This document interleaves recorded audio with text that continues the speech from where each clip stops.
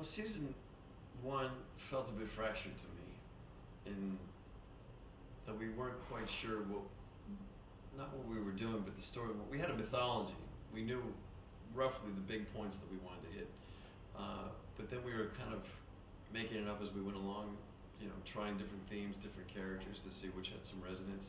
But until you can really get an audience reaction to what you're trying, it's really difficult to hone in on the themes that are most poignant or that have the most punch.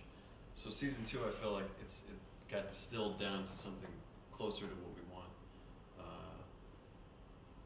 utilizing characters to the best degree, not too much, not too little, just sort of finding the right balance. Yeah, I think season one was all about setting the table. It's basic exposition. These are the characters, these are their backstories, this is the world we're inhabiting, these are the aliens. Season two allows you to build on that momentum and get a bit more specific in the storytelling and delve a little deeper, which I think was more gratifying, will be more gratifying viewing. He came in with things that he liked and things that he didn't like. Every time you have a new showrunner at the helm, they want to put their own imprimatur on it. It's no fun to carry somebody else's water.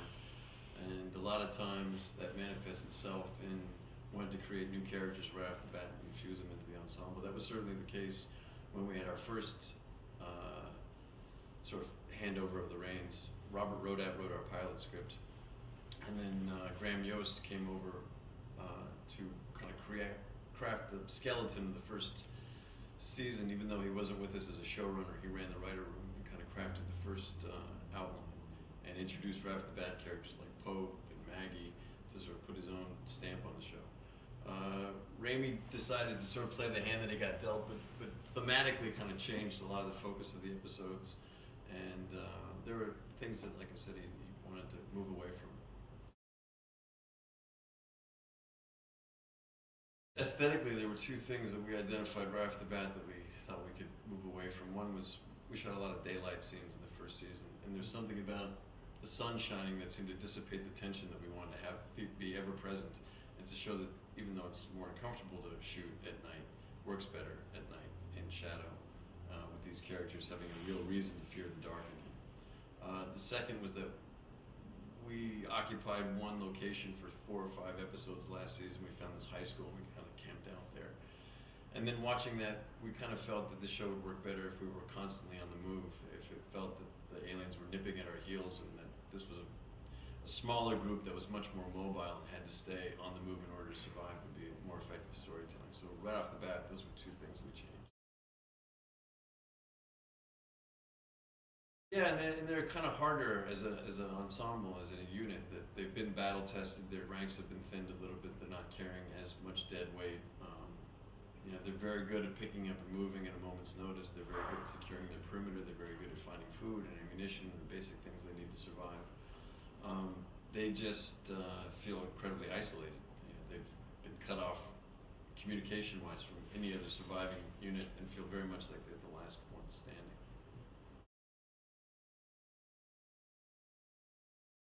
Yeah, there's a little room for civilian stories, but not as much as we did last season, for sure. Yeah, that's true. That was one of the sacrifices we were making this year, was that this group doesn't really, unless you are picking up a weapon and fighting, or are a doctor, or a scout, we're not pulling too many people along with us that don't have something really significant to contribute. We do meet up with other survivors towards the end of the season, and they've survived by employing a totally different ethic and tactic to their survival than we have. So it's in contrast to those that we tell those stories. But yeah, we're a pretty efficient fighting group now.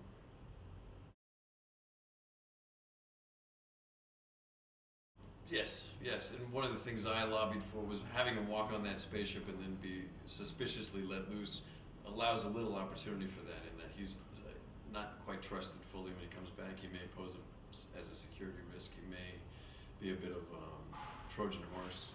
And I think the fact that he has his own misgivings about what was done to him, the fact that he can't have total recall over everything that happened to him on the ship, also gives you another color to play of self-doubt and suspicion. It does, yeah. Well, a couple significant things happened. Towards the end of last season, we do an autopsy on one of the skidders and find out that they were harnessed at some point in their lives. Which begs the question, were they an enslaved species? And if so, if they can overcome the effects of the harness, is there a potential alliance to be made with a faction of the aliens themselves, which would really turn the tables in the fight? The other is that we radically misunderstood the hierarchy of what was happening. We introduced these overlord aliens towards the end of last season. And Tom gets off the ship harboring no more illusions that there's any negotiations to be had and that there's any peace to be brokered, that this is going to be a fight to the finish. And as the season unfolds, the suspicion about him being an alien plant lessens, but we find out a lot more. I don't know how to say this without giving too much away. Yeah, I guess it does play out.